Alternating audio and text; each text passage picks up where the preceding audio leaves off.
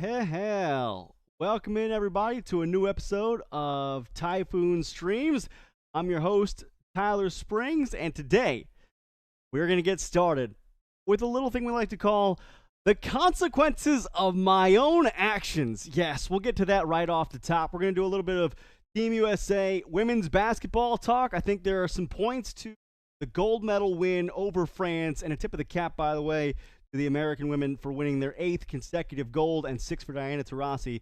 There are points to that game, I think, that are not being discussed widely enough. We'll get to that a little bit later on. But first, the biggest news of the week. You thought nothing in Memphis, Tennessee could usurp the things we saw in the Olympics this week?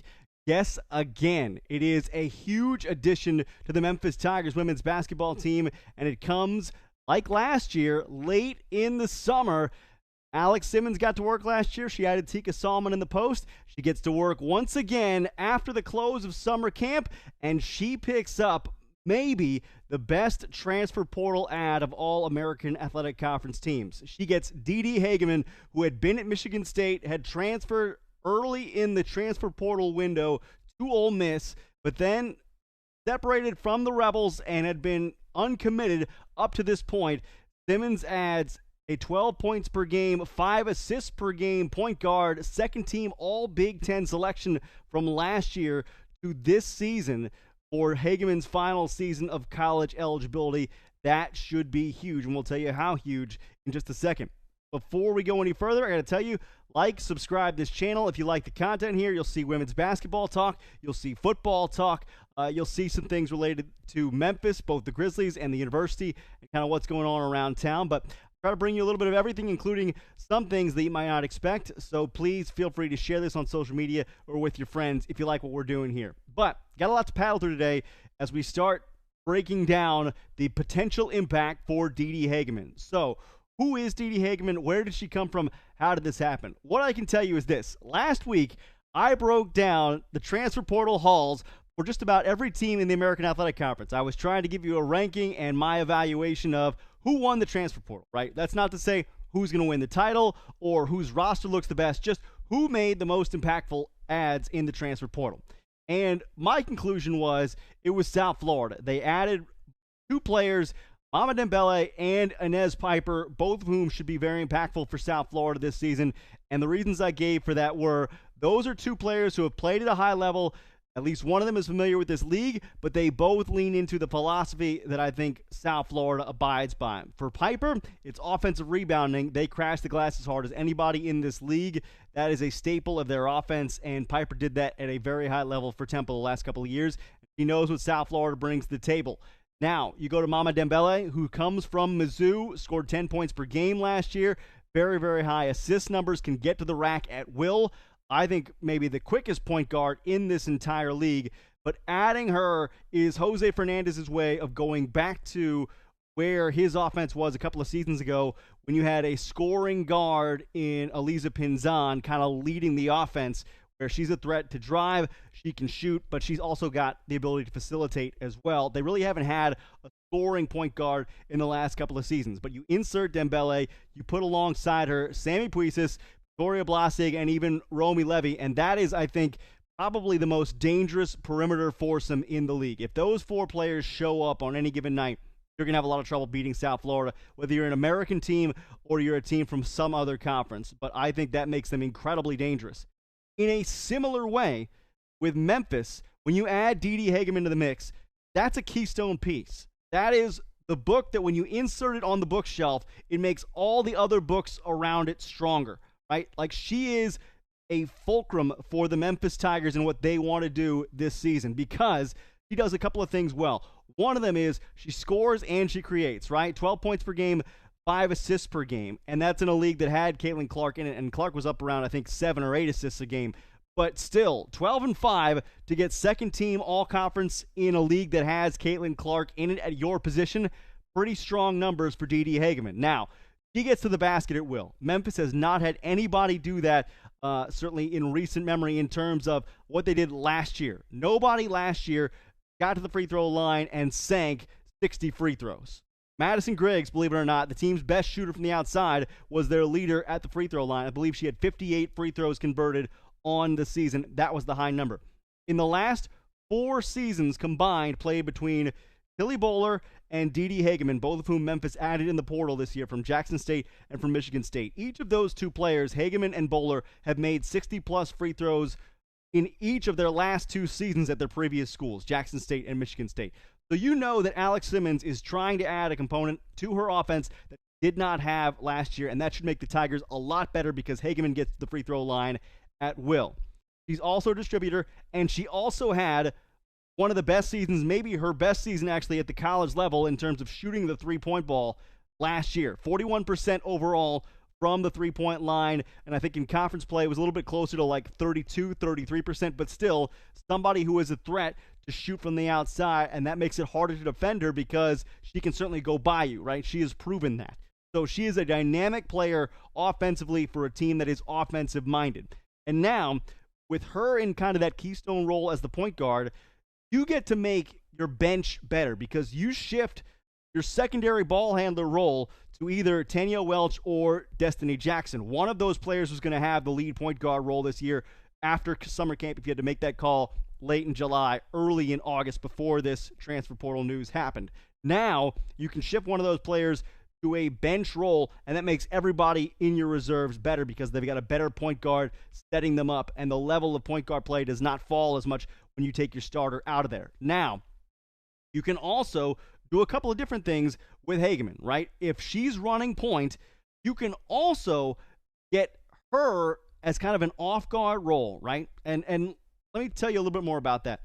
If she's going to play off guard, right, if she is going to be a spot-up shooter, right, she can come off screens, she can be a piece that is a cutter to the basket, you're going to have either Welch or Jackson setting her up, right? I think that's going to be huge in terms of just getting Hagemann free because people know her reputation, right? They're going to key on her defensively.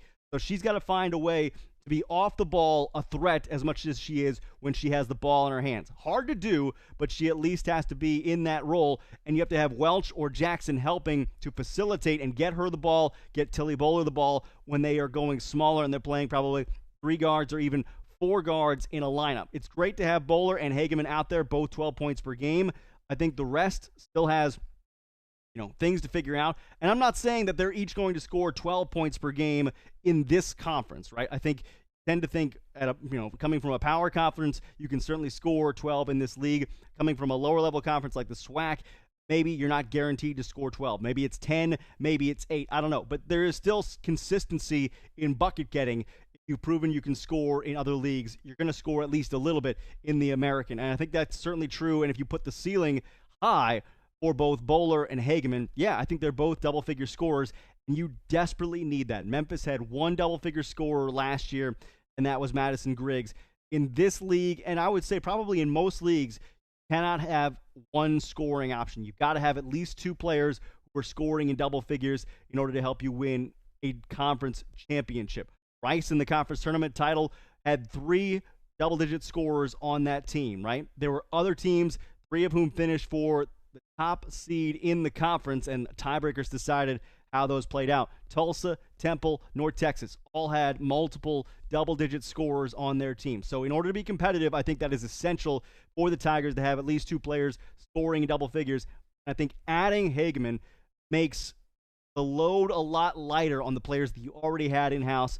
That's Bowler, whether that's Welch, whether that's Alasia Smith, Hannah Riddick, anybody else. But I think it makes it a lot easier on the Tigers and makes them deeper overall as an offensive unit. So I'm really looking forward to seeing DeeDee Hagemann and Mama Dembele battling it out for point guard supremacy in the American. And I think those 2 players are probably the ones who are going to be competing for the conference title, quote-unquote, in assists, right? If you're looking at who's going to have the most assists throughout the course of the season, it's going to be neck and neck, those 2. Yeah, there are some other players out there, maybe Sydney Love for UTSA, maybe even a player like Delaney Crawford, who just has so much gravity for Tulsa, who is probably going to pitch in a number of assists throughout the course of the year. But I think Hagemann and Mama Dembele are going to be the 2 best point guards in the league. That doesn't necessarily mean that they're going to be competing for the conference title game, or that would be really, really cool if they ended up in the conference championship, wouldn't it? But I'm not saying that's necessarily going to happen. I'm also not going to say who I think right now is the best team in the league. I'll save that for a little later in the fall. I'm going to do plenty of American Athletic women's basketball breakdowns, analysis, content But what I can say right now is this. DeeDee Hagemann being added to the Memphis Tigers, especially at this point in the year, is crucial for their chances of getting to the NCAA tournament. I think the American is due for a rebound year. It was kind of a weak conference last year, and I think it is due for a bounce back. I think the American can send multiple teams to the NCAA tournament this year, and having a player on your roster like DeeDee Hagemann, who makes a huge impact and is, I think, probably likely to be first team all-conference preseason, right? And at least the expectations are at that level. I think that is the kind of piece you need to have a shot at getting back to the NCAA tournament. That would be huge for Memphis. Obviously, lots of things have got to break right, and that doesn't even mean they're going to win the conference title. But the number of things you need to go right in order to get to the NCAA tournament from a small conference or from a mid-major conference, that number of things has not broken right for the Tigers since 1998, and there's still a lot to be decided between now and March in order to see if that can happen for the Blue and Gray. So, looking forward to this season. Love the addition of DeeDee Hagemann for Alex Simmons' side. I think the potential for the Tigers is really high, and we'll just have to see how it all plays out. Now, switching gears, I want to go from there to Team USA because I don't think people are talking enough about the angle for Team USA that I think is really important to know from this weekend's contest against France. A 1-point victory over the French, admittedly, in Paris. Right? That says a lot, I think, about your team's stomach for playing in a tight game like that. They squeak by. They win the gold. Salute to Diana Taurasi for 6 golds in 6 Olympics. Salute to the women for 8 consecutive golds. But I think the win in some ways is being looked at in maybe just a sort of a weird kind of funhouse mirror sort of way. People, in the way I've seen reactions to that game, have been maybe a little bit too high or a little bit too relieved for it to be a good thing, right? I mean, a 61-game win streak is incredible, right? But the larger point I think that needs to be made is that win streak is as close to dead as it has been in quite some time. And that's the best thing for women's basketball, right? I think that shows you that there are lots of different comers from all corners of the globe competing at a high level in women's basketball. I think as much as there has been probably any time in the last 10, 20 years. France has WNBA level talent on their roster. Australia has it. Belgium has it. There are challengers to Team USA that we have not seen in this way in a while. And if Gabby Williams hits that shot at the end and it's a 3 to force overtime rather than a 2 to fall short, I think the narrative changes a little bit around Team USA. And I will say this for them. They battled. Credit to Cheryl Reeve and company.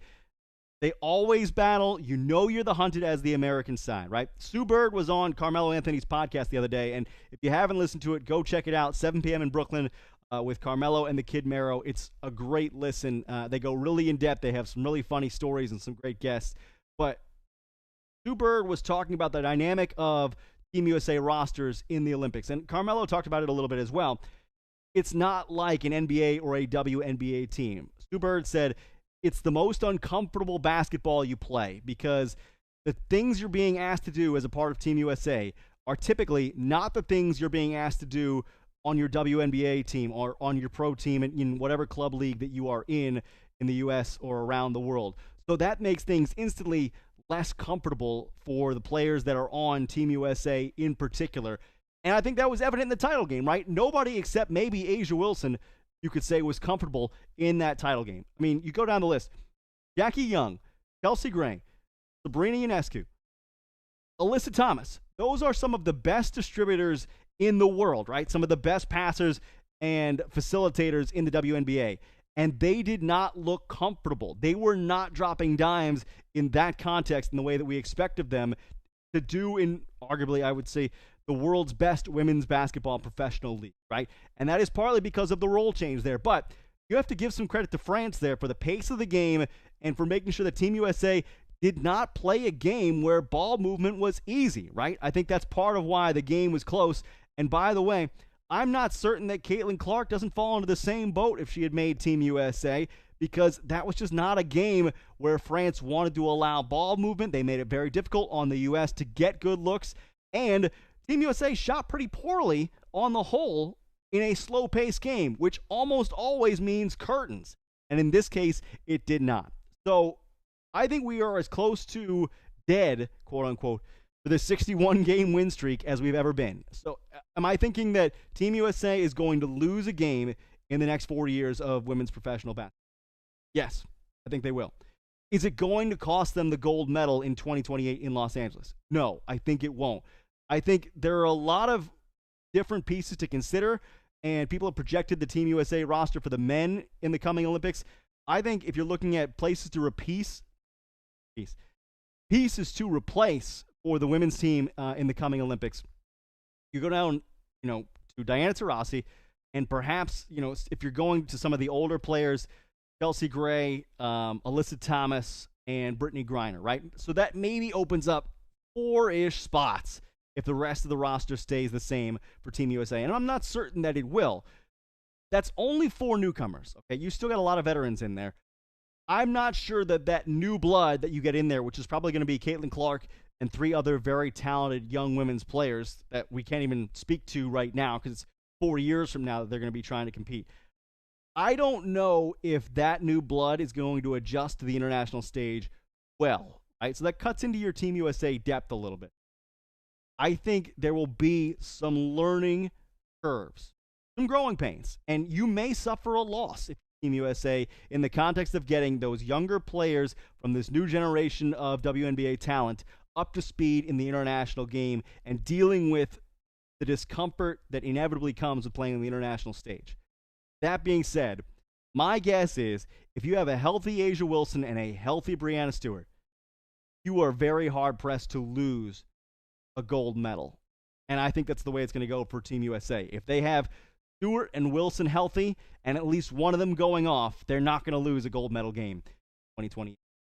That's my take. Feel free to disagree or agree. Reach out to me on Twitter at Typhoon Springs. You can also email me at typhoonstreams@gmail.com. And please like, subscribe, and push this content out. Share it with your friends and people that might find this interesting. If you like it and you appreciate what I do, I'm going to try and get out some more content in the coming weeks for both Memphis. The NBA schedule just got released today. We're going to look a little bit at that. We're going to look a little bit at American Athletic Conference football as well. And obviously get to a lot of American Athletic Conference basketball, men's and women's, we go forward into the fall. But I'm Tyler Springs. Thanks for joining me on Typhoon Streams this afternoon. And until next time, do your best and rest.